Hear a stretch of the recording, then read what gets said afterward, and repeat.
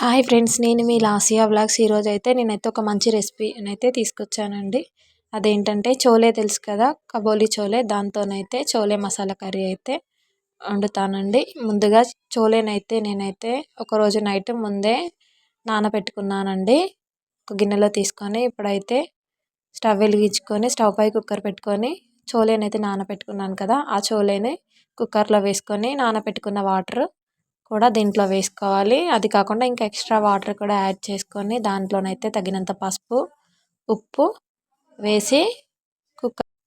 చాలా అంటే చాలా సింపుల్ అండి ఈ రెసిపీ. ఒకసారి అయితే మీరు కూడా ఇంట్లోనైతే ట్రై చేయండి. చూడండి, చోలేనైతే వేసుకున్నాను. దీంట్లో ఉప్పు పసుపునైతే వేసుకొని మొత్తం అయితే ఒకసారి కలుపుకున్నాను.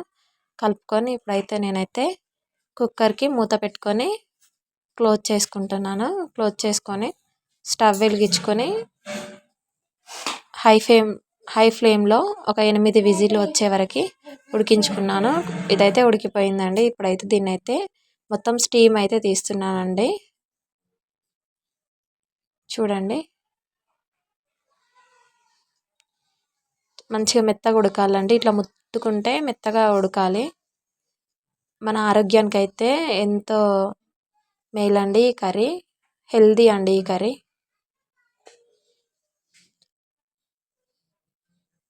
చూడండి, ఇదైతే మంచిగా ఉడికిపోయింది. ఒకసారి అయితే నేనైతే తీసి చూపిస్తాను ఉడికిందో లేదో. ఇట్లా మనం ఫింగర్స్తో టచ్ చేస్తే చాలండి. చూడండి, మంచిగా ఉడికిపోయింది ఇదైతే. ఇప్పుడైతే దీనికి మనము ఆనియన్స్ అండ్ టమాటో అయితే మిక్సీ పట్టుకోవాలండి. నేనైతే ఆనియన్స్ అయితే మంచిగా తొక్క తీసేసి మంచిగా నీట్గా వాష్ చేసుకొని మిక్సీ అయితే పట్టుకుంటున్నాను. ఆనియన్స్ పట్టుకున్న తర్వాత అలాగే టమాటో కూడా మిక్సీ పట్టేసుకోవాలి. తర్వాత స్టవ్ పై ఒక కళాయి పెట్టుకొని స్టవ్ వెలిగించుకొని దాంట్లో ఆయిల్ వేసి దీంట్లో బిర్యానీ మసాలా స్పైసెస్ కూడా యాడ్ చేసుకోవాలండి. ఇలాచి, చెక్క, లవంగం, సాజీరా, జీలకర్ర, బగారాకు, బండ పువ్వు, మార్వాడి మెంతు, కసూరి మెంతు, కరివేపాకు కూడా యాడ్ చేసుకోవాలి. ఇవి ఒకసారి మంచిగా ఫ్రై అయ్యాక దీంట్లో మిక్సీ పట్టుకున్న ఆనియన్ పేస్ట్ కూడా వేసి పచ్చివాసన పోయేంతవరకు ఫ్రై చేసుకోవాలండి. ఇప్పుడైతే దీంట్లో అల్లం వెల్లుల్లి పేస్ట్ కూడా యాడ్ చేసుకొని అది కూడా పచ్చివాసన పోయేంతవరకు ఫ్రై చేసుకోవాలి. దాంతోపాటు పసుపు కూడా వేసుకోవాలి. వేసుకొని ఒకసారి కలుపుకొని టమాటా ప్యూరీని కూడా యాడ్ చేసుకోవాలి. అదే మిక్సీ జార్లో కొన్ని వాటర్ తీసుకొని ఆ వాటర్ కూడా దీంట్లో వేసుకోవాలి.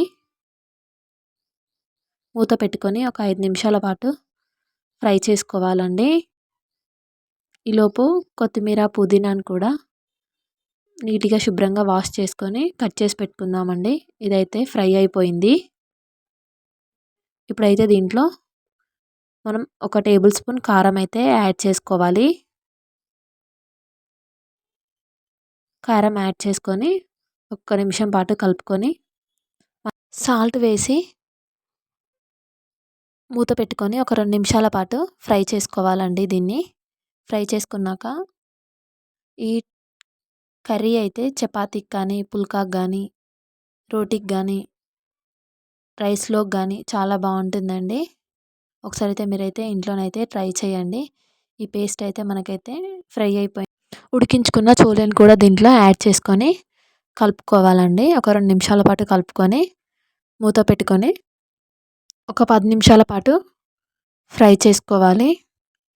దీంట్లోనైతే మనం చోలే ఉడికించుకున్నాం కదా, ఆ వాటర్ కూడా దీంట్లోనైతే యాడ్ చేసుకోవాలి. ఎక్స్ట్రా వాటర్ అయితే ఏమైతే యాడ్ చేసుకోకూడదండి.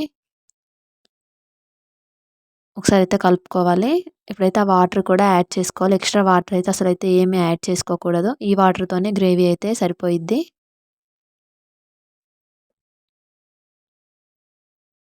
2 నిమిషాల పాటు ఉడికించుకున్నాక దీంట్లోనైతే గరం మసాలాను కూడా యాడ్ చేసుకోవాలి. యాడ్ చేసుకొని మళ్ళీ 1 నిమిషం పాటు మూత పెట్టి ఉడికించుకొని ఫ్రై చేసుకోవాలండి. దీన్ని ఈ కర్రీ మనకి వేడిగా ఉన్నప్పటికన్నా చల్లగా ఉన్నప్పుడు అయితే గ్రేవీ చిక్కబడిద్ది. టేస్ట్ కూడా చాలా బాగుంటుందండి. ఇప్పుడైతే దీంట్లో మనం మూత తీసి ఒకసారి అయితే ఈ మసాలాను కలుపుకొని కొత్తిమీర, పుదీనా వేసి ఒక 2 నిమిషాల పాటు స్టవ్ పై ఉంచుకొని స్టవ్ ఆఫ్ చేసుకోవాలండి. స్టవ్ ఆఫ్ చేసుకొని ఈ కొత్తిమీర పుదీనాను కూడా మొత్తం కర్రీలో కలిసేలాగా కలుపుకొని చూడండి, నేనైతే ఒకసారి అయితే తీసి చూపిస్తాను అది ఎలా ఉడికిందో. చూడండి, చాలా మెత్తగా ఉడికిపోయింది. ఇంతేనండి. ఈ వీడియో కనుక మీకు నచ్చితే లైక్ చేయండి, షేర్ చేయండి, సబ్స్క్రైబ్ చేయండి, కామెంట్ చేయండి. Bye bye.